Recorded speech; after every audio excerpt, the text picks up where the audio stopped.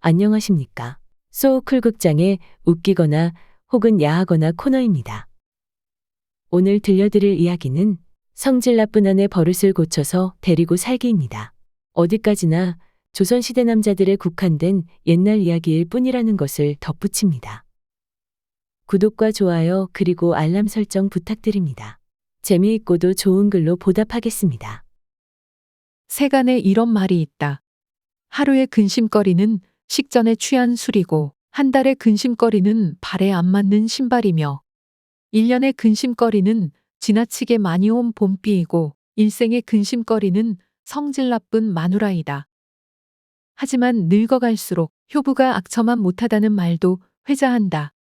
아픈데도 주물러주고 때로 근력이 없어서 바지에 뭘 지리든지 해도 그저 챙겨주는 이는 마누라밖에 없다는 이야기이다.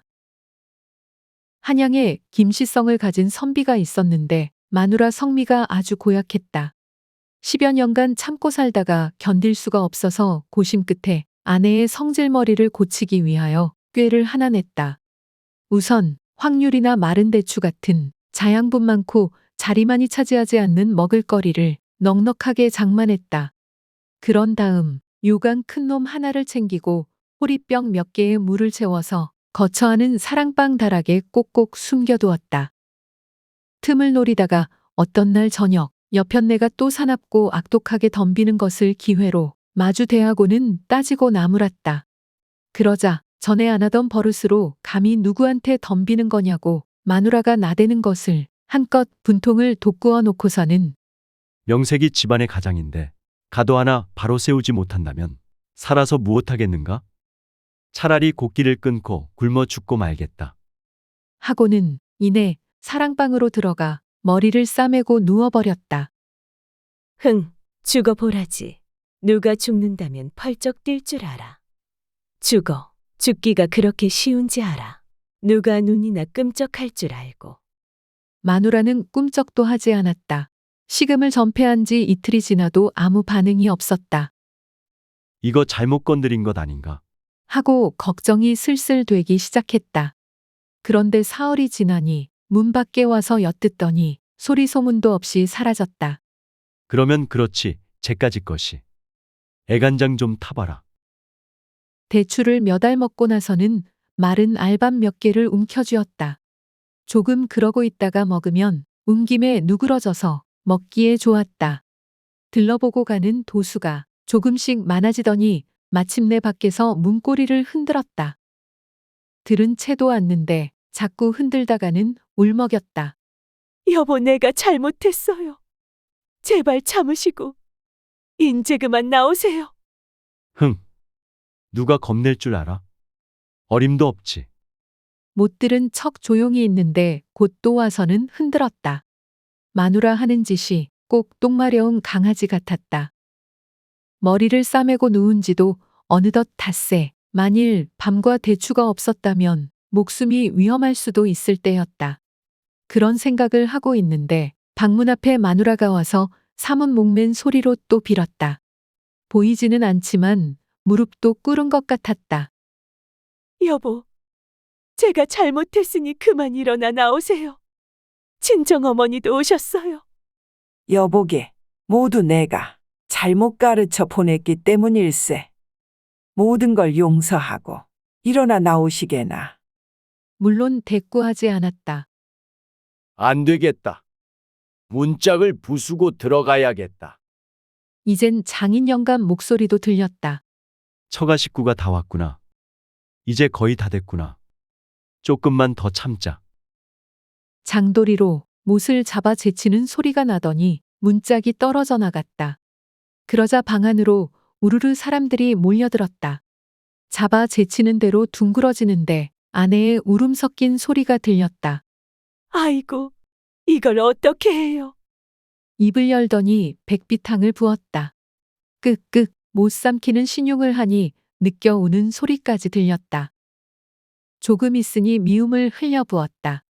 입에 그득 고였을 때 꿀꺽꿀꺽 삼키니 이번저리에 흐른 것을 누가 수건으로 닦는다. 마누라 손길일 거다. 또 두어 숟갈 먹고는 개슴츠레하게 눈을 뜨니 아이고, 여보, 마누라가 울음보를 터뜨리며 가슴팍으로 달려들더니 목을 껴안고 놓지를 않는다. 굶어 죽기보다는 숨막혀 죽게 생겼다. 천천히 눈알을 굴리니 장모가 눈물 흘리는 모습이 보였다. 장인도 눈물이 글썽글썽한 모습으로 내려다보고 있었다. 넙죽넙죽 떠서 입에 넣는 대로 받아 삼키니 모두 대견하여 어쩔 줄을 몰라 한다. 이래도 앞으로 악독하게 굴 거냐? 마음속으로 외쳤다. 조금 있다 부축받고 일어나 앉았다. 마누라가 다시 손을 모아 빌었다. 용서해 주세요. 모두가 다 제 잘못이에요. 자네 집에 들어온 사람이면 자네 마음대로 다스릴 것이지. 그래 이게 무슨 변이란 말인가. 앞으로는 따끔하게 때려주게. 이제 또 비침한 행동이 있거든 통기해라. 자식 하나 안 난 셈치고 무슨 도리를 차려야지. 가장을 그따위로 섬기다니. 얼마 후 그 사나운 마누라를 김선비가 꺾어 앉혔다는 소문이 장안에 회자했다.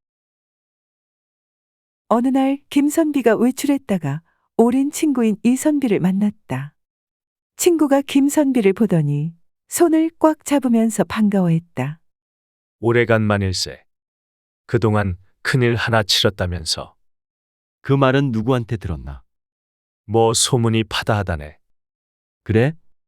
바쁜 일 없거든. 술이나 한잔하세. 자네야말로 술 먹고 들어갔다가 부인한테 혼나려고 그래. 아냐, 하긴 그것과 관련된 얘기이기도 해. 두 사람은 주막의 호젓한 뒷방에 앉아 조촐하게 차린 술상을 놓고 마주 앉았다. 자네, 그 사나운 마나님을 단식 투쟁으로 꺾어 앉혔다는데 어때 할만하던가? 아냐 참 혼났어. 처음 한 끼 굶기가 제일 힘들어. 하지만 그 다음은 그냥 맥만 없어. 누워있으면 그렁저렁 견딜만해. 아무리 그렇기로써니 닷새씩 어떻게 견디나. 나도 그 걱정을 무척 했어. 그런데 의외야. 두 끼 굶고 나서부터는 아주 태평이 되거든. 그야 닷새 이상 굶으면 죽을는지도 모르지만 굶는 당자로서는 과히 염려하던 것만큼은 괴롭지 않았어. 이선비는 무척 망설이는 것 같더니 술기운이 돌면서 무언가 결심을 굳히는 눈치였다. 드러눕기 전에 일단 많이 먹어 두는 것이 좋은 방법이겠구나. 이선비가 닭백숙이랑 꽃게찜 같은 안주를 마구 시켰다. 원님 덕에 나발분다고 덕분에 실컷 얻어먹고 김선비는 배를 문지르며 돌아섰다. 한편 대문을 쾅 걷어찬 이선비가 호기롭게 마당으로 들어섰다. 서방이 들어오는데 이제 돌아오시느냐고 인사도 없어. 주리떼를 안길 계집 같으니라고. 아니, 이 인간이 뭐 못 먹을 걸 먹었나? 눈깔에 베는 게 없나? 누구더러 계집이래? 너를 보고 계집이라 했다. 내 눈앞에서 썩 죽어 없어져라. 내가 너한테 눌려지는 생각을 하면 위에서 신물이 다 난다. 세상 살기 싫으면 저나 죽든지 남더러 왜 죽으라 말라 해? 이선비가 주먹으로 아내의 머리를 한 대 꽝 쳤다. 오냐, 내 놈이 사람 쳤니? 때려라, 때려. 나보고 죽으랬지? 죽으마 자 때려라. 아내가 머리를 들이밀자 이선비가 아내의 머리채를 잡았다. 죽이라고 하면 못 죽일 것 같으냐?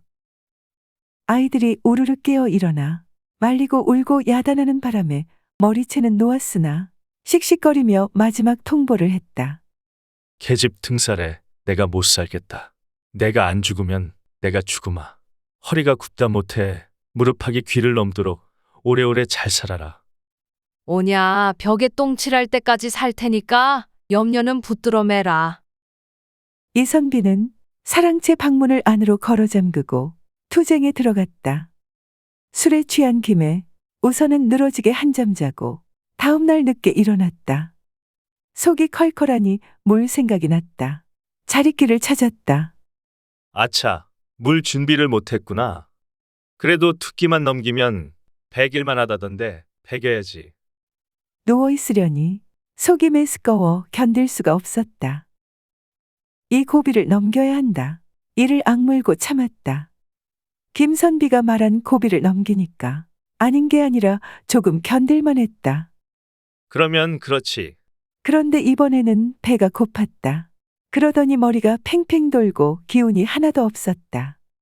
시장길은 주기적으로 돌아왔는데 돌아오는 시간은 차츰 멀어졌다. 하지만 그럴 때마다 헛구역질이 났다. 일이 점점 이상하게 돌아가는지 하루가 지났는데도 마누라는 나타나는 기색이 없었다. 한편 신랑이 애타게 기다리는 걸 아는지 모르는지 사흘째 되던 날 이 선비의 부인은 소고기를 사다가 양념에 절였다. 그놈을 숯불 화로 위에 석쇠에 얹어 신랑 누운 방문 바로 앞에 놓고는 부채로 살살 붙이면서 구웠다. 이선비가 누워있는 방문 틈으로 불고기 냄새가 사정없이 쳐들어왔다. 마누라는 어린 것들을 불러들이더니 쭉 둘러앉아서는 쩝쩝거리면서 먹었다. 저런 망할 여편네가 있나? 입에 침이 괜다. 아니다. 참아야 한다. 헛구역이 나고 속이 비비 꼬였다. 회가 동한다더니 이런 걸 두고 말하는 것일 거다. 아이고, 정말로 못 참겠구나. 여보, 나 소불고기 한 점만 주오. 뭐 무슨 불고기 죽겠다더니 왜 못 죽고 나대는 거야? 내 손에 죽고 싶어? 아니, 안 그렇게. 다시는 안 그렇게. 완전히 참패다. 가뜩이나 맹 못 추던 것이 그나마 아주 납작해졌다. 그러던 어느 날 친구 김선비를 길에서 우연히 만났다. 이 선비는 자기 실패담을 이야기하며 김선비의 영웅적인 참을성과 부인의 신사적인 조처를 찬양하였다. 그랬더니 김선비가 의미심장하게 웃으며 말했다. 이 사람아, 유비무환도 모르나. 미리미리 마련함이 없으면 늘 걱정거리가 닥치는 법일세. 들어주셔서 고맙습니다. 용어 풀어 올리겠습니다.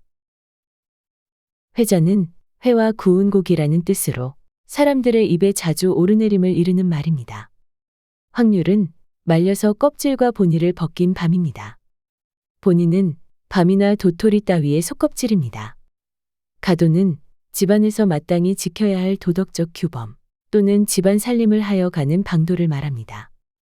온김은 남은 기운, 즉 사람들이 있는 곳의 따뜻한 기운입니다. 백비탕은 맹물탕입니다. 아무것도 넣지 않고 맹탕으로 끓인 물을 말합니다. 피침은 침략이나 침범을 당하는 것입니다.